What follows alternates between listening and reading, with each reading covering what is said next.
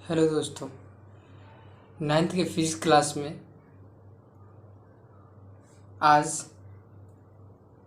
तीसरा सीरीज है जो हम लोग स्टार्ट करने जा रहे हैं। नाइन्थ की क्लास के भौतिकी का तीसरा सीरीज है और 2 वीडियो ऑलरेडी अपलोड हो चुका है। आप उसे देखकर थर्ड पार्ट को देखें तो समझ में आएगा। कहता है हम लोग उससे पहले हम लोग कुछ रिवीजन कर लेते हैं। जैसे हम लोग गति, रेस्ट, वेलोसिटी, दूरी, ये सब के बारे में हम लोग जान चुके हैं। अब हम लोग वेव के बारे में जानते हैं। किसी वस्तु की चाल से हमें यह पता चलता है कि वस्तु कितनी तेज़ी से गति कर रही है। यदि चाल ज्ञात हो तो हम किसी दिए गए समय अंतराल में वस्तु द्वारा तय की गई दूरी ज्ञात कर सकते हैं, परंतु उस समय अंतराल के बाद वस्तु की स्थिति को जानने के लिए हमें उस स्थिति का भी ज्ञान होना चाहिए जिससे वह वस्तु गति कर रही है। जब हमें गतिशील वस्तु की चाल, स्पीड और दिशा दोनों ज्ञात हो तो हमें उस वस्तु का वेग, वेलोसिटी प्राप्त होता है। वेलोसिटी प्राप्त करने के लिए मुझे वस्तु का स्पीड भी चाहिए और क्या चाहिए, डायरेक्शन भी चाहिए, तब हम वेलोसिटी ज्ञात कर सकते हैं।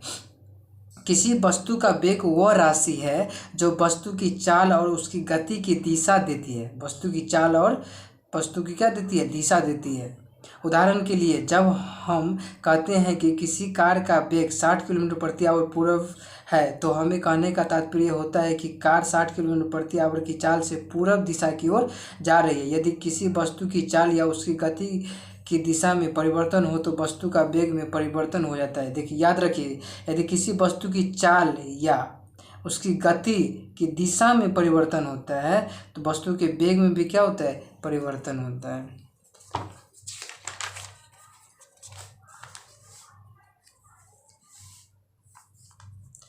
उदाहरण के लिए वेग 15 मीटर पर सेकंड पूर्व और वेग 15 मीटर पर सेकंड उत्तर एक नहीं है। यहाँ वेग का परिमाण 15 मीटर पर सेकंड तो एक है, परंतु वेग की दिशाएं भिन्न है। उसी प्रकार वेग 15 मीटर पर सेकंड पश्चिम और वेग 15 मीटर पर सेकंड पश्चिम भी भिन्न है, क्योंकि यहाँ दिशा पश्चिम तो एक है परंतु चाल क्या है, भिन्न है। यहाँ 10 मीटर पर सेकंड है या 15 मीटर पर सेकंड है। तो वेग को पूरी तरह दर्शाने के लिए परिमाण के साथ साथ दिशा भी आवश्यक है। अतः वेग भी विस्थापन के समान एक क्या है, वेक्टर क्वांटिटी, जिसको हम सदिश राशि कहते हैं। वेग का मात्रक है। स्पष्ट है कि वेग का वही मात्रक है जो चाल का है। तो वेग का मात्रक मीटर पर सेकंड या किलोमीटर प्रति घंटा इत्यादि हो सकता है। वेग और चाल परिभाषा: किसी गतिमान वस्तु का वेग इकाई समय में वस्तु का विस्थापन है। वेग बराबर विस्थापन अपन समय होता है। अतः यदि समय अंतराल t में किसी वस्तु का विस्थापन s हो तो वेग का परिणाम v = s/t हो जाएगा।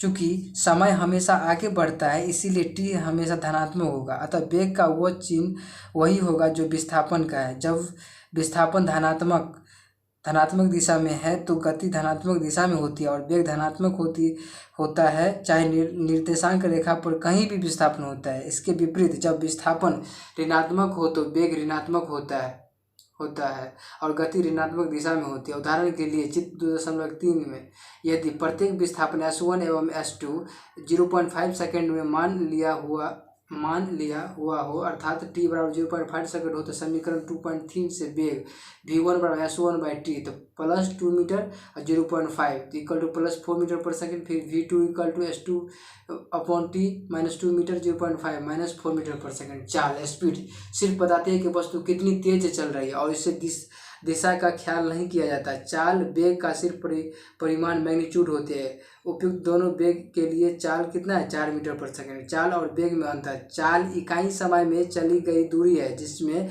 गति की दिशा का जिक्र नहीं होता है। अतः चाल को सिर्फ परिमाण होता है और यह अदिश होता है। क्या होता है, अदिश राशि होता है। इसके विपरीत वेग बताई गई दिशा में इकाई समय में चली गई दूरी है।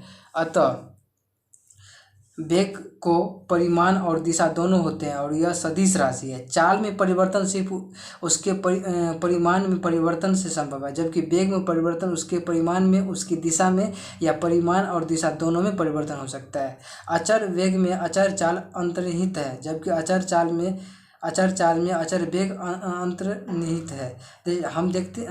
हमने देखा है कि जब कोई कण बिना दिशा परिवर्तन के सरल रेखा पर चले तो विस्थापन का परिणाम और तय की गई दूरी दोनों क्या होता है, बराबर होगा। अतः ऐसी स्थिति में औसत वेग का परिमाण और औसत चाल बराबर होंगे। त्वरण, एक्सेलरेशन बोलते हैं, ये बहुत इंपॉर्टेंट टॉपिक है। त्वरण, जब किसी वस्तु का वेग बदल रहा है तो कहा जाता है कि वस्तु त्वरित हो रही है। क्या बदल रहा है? वेग बदल रहा है, चाल नहीं, वेग।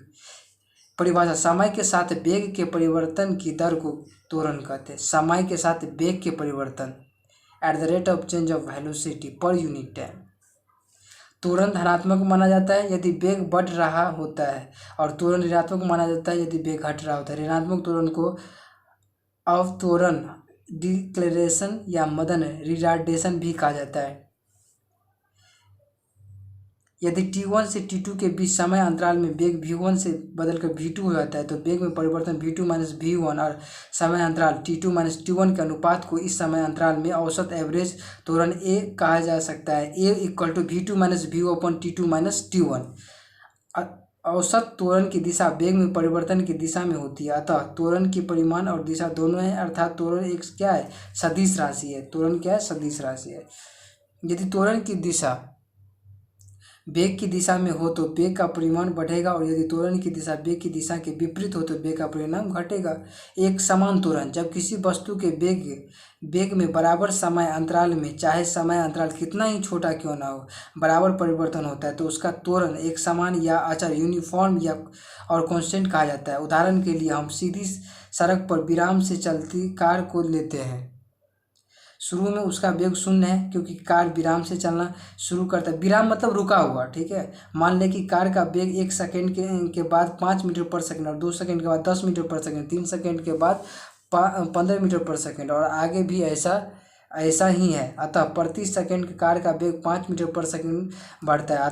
अर्थात कार का एक समान त्वरण 5 मीटर पर सेकंड है, बशर्ते 1 सेकंड से छोटे अंशों में भी वेग के परिवर्तन की दर समान हो।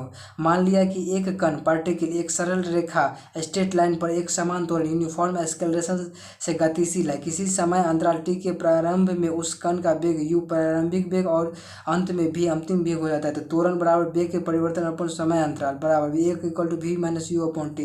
तो v minus u equal to a t, v equal to u plus a t. अब ये कैसे हो गया बता रहे हैं, देखिए a बराबर हम क्या लिखे हैं, v minus u upon T.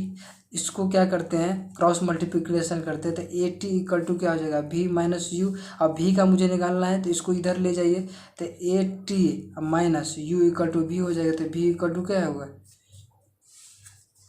v equal to क्या हो गया, ये v equal to u plus a T.